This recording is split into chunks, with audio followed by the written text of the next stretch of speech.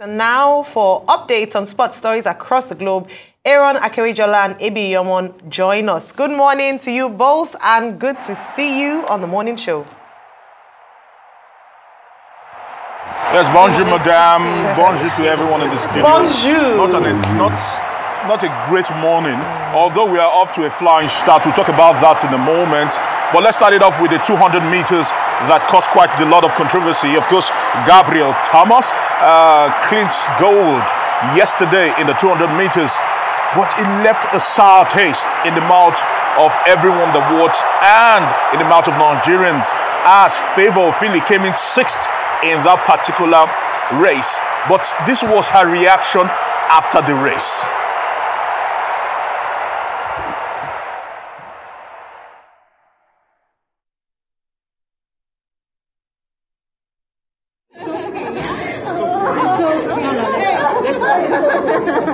No, let her cry.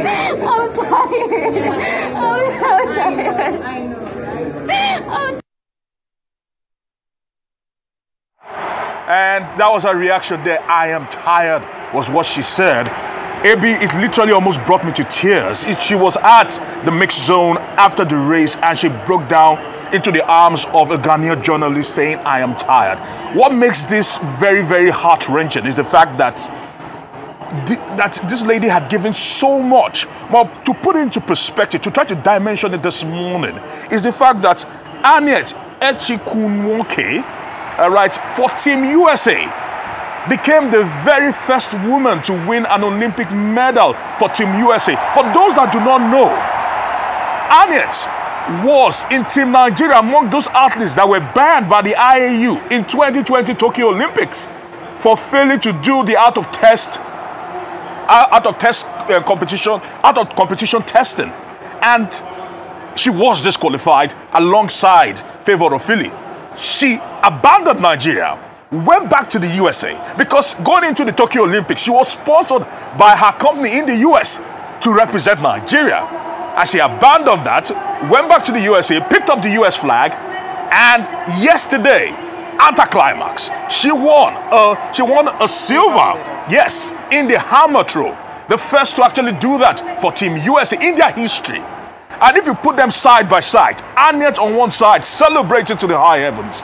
Meanwhile, Ofili decided to represent Nigeria for the second time and being let down. And she said, I am tired, Ebi. Well, it's reoccurring. It's almost every international competition like this. We see something like this happen, and one begins to wonder, at what point does this end? At what point does this stop? At what point do athletes not have to go through jeopardy of their career? It's becoming alarming. Is it a crime? Is it a crime to represent Nigeria is now the big question. What do we have lined up for today, by the way, and the results from yesterday? Exactly. Yesterday, like we already saw, we saw a lot of Nigerians in action. We saw Udodi Owuzurike in action, finishing first in his own heat. There was Ofili, like Aaron has already said, finishing 6th. 2 Nigerians, Ayomide Bello and Beauty Otoide, they were able to qualify for the finals of the canoeing event. There's Blessing Oborododo, sadly missing out on the 3rd place medal. Painful. She won the silver last time out. She wasn't able to get one this time out.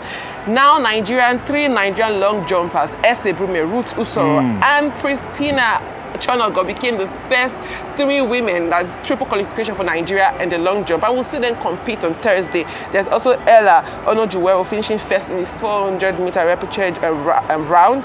And we also saw the javelin. Nigeria could not qualify. But for today, Nigeria has started off on a flying note with Tobi Amuson emerging first in her round, progressing to the semi-finals of the 100-meter women's hurdles. I know a lot of Nigerians will be waiting to see what she can do in 100-meter. Hopefully she gets a goal for Nigeria.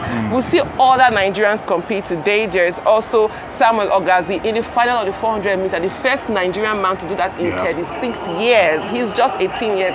A lot of Nigerians will be rooting for him. There's Udodo Uzurike in the semi-finals. There's tonight. Ese Kwesaraye will be competing in the cycling track, and a lot more. the Tigress of Nigeria, Aaron, will be in action days upon us. against the United States of America. And we know that in all the 5 times of meeting, the United States have defeated them, especially in February in the Olympic qualifying round. But anything can happen. Do you think so? The Minister of Sports addressed the Tigress yesterday ahead of this important quarterfinal game. Let's take a listen to the Minister of Sports. It is good that it is happening. And it is good that it is happening for basketball. For basketball. I may not have to go to details why I'm emphasizing that it is good it is happening for basketball. I mean, you have attracted attention to yourselves. In a country with so many sporting federations and sporting bodies. In a country, see what we're going through now as we speak. There are ongoing demonstrations and protests against government. But I think that even those protests are being tempered by the successes that you are giving to Nigeria back in the Olympics. That's what's going on. That's what is going on. And as you compete tomorrow, the country is just going to stand, just going to wait.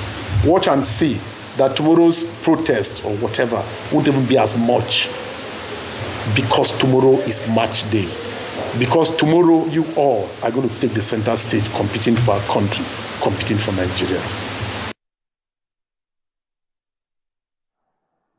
All right, that was the Minister of Sports Development, Senator John Onwa Eno, speaking and admonishing the Tigress. The Tigress do know that standing in their way to glory is basketball, or is basketball royalty, talking about the U.S.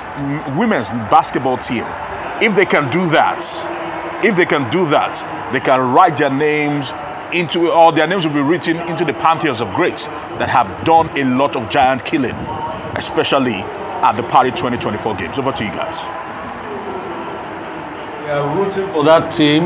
I think the back page of this day was saying we want a miracle victory. No, we want a God of Elijah send down fire victory this night. 8:30 is the time and we're waiting. We can't wait. And we know the God of Elijah will send down fire in favor of Nigeria. Don't worry. You know what will happen all of a sudden? The eyes of all them Brittany right now, all the American basketballers, will just be blind. They will not be seeing the ball. So shall it be. So, real quickly, I am not surprised as regards to what happened to Annette. Congratulations to Annette. I will never stop being proud of being a Nigerian.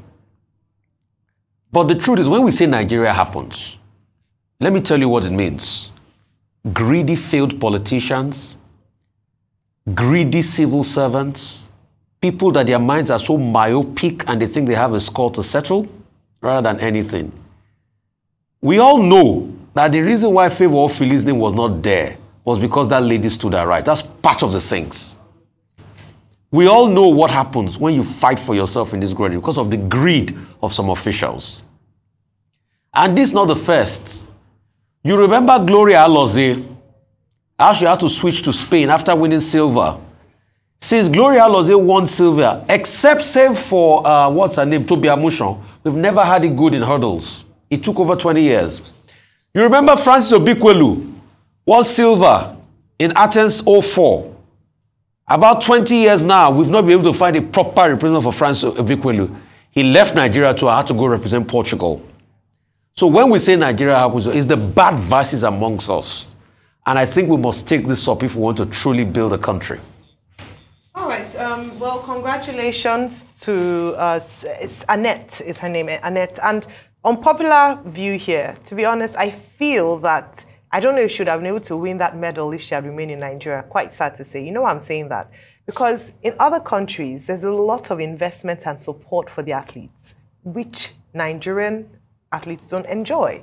So sometimes they're not able to meet their full potential because of the fact that the Nigerian factor, unfortunately, currently in sports happens to them. And so whilst we, it's sad that she didn't carry the Nigerian flag, I don't even know if she should have been able to get that silver if she were competing for Nigeria. That's one. The second is, I have to commend Senator John Eno for his being present and encouraging the Tigress. I thought that speech was really important. It's great to see that your government is supporting you and putting their full weight behind you. It's part of the investment to talk about. Beyond money, it's just being able to be there. And then I'll now move on to Favor Ofili. And that was a heartbreaking video. I want to say congratulations to her.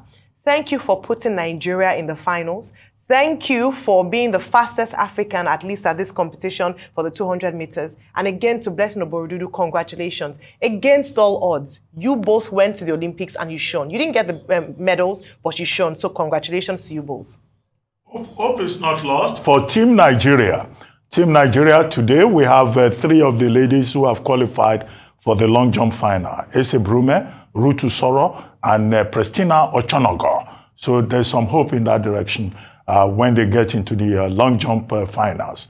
Number 2, we also have Ogazi, who has qualified for 400 meters final. History made, the last time we qualified for the 400 meters final in the men's category was 36 years ago. Innocent Ebunike. And then as for Favor Ofili, well, she led up to heat 6. But what I find intriguing here is that, you know, our athletes, they do very well in the preliminaries. And then when it comes to the last moment, these Americans, these St. Lucians, these Jamaicans, they zoom to the front. Is it that our athletes use up all the energy during the qualifying series? Well, that's a question that hangs in the air. The minister, the more important thing that the minister did yesterday was that he announced that all training grants and allowances have been paid. And that this is the first time in the history of Nigeria that local athletes will also be paid training grants. But I understand, as at yesterday evening, that the local athletes are protesting, that they do not accept the discrimination because foreign-based athletes are paid more than home-based athletes. And they say they are all athletes. They are all members of Team Nigeria. So why should they be discriminated against? Well, I don't know what you think about that. But we hope the Tigress will again do well tomorrow. But to beat the USA, well, we'll see. Miracles still happen. Otherwise, Ilya for the Tigress. But we'll see what happens. Thank you very much, Ebia Inyama. Thank you very much, Aaron Akereja.